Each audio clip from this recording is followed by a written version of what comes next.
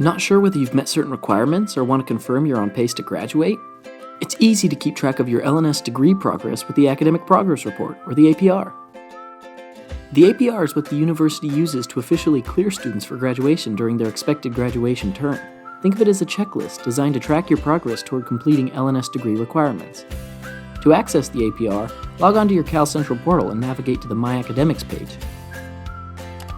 Then scroll to the Degree Requirements section and select View Your Degree Requirements and Progress.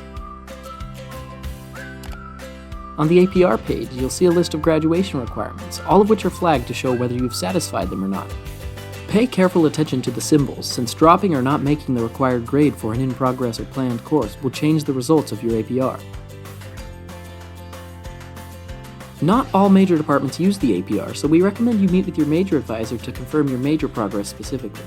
And if you need extra help understanding your APR, you can always head to the virtual front desk to talk it over with a peer advisor.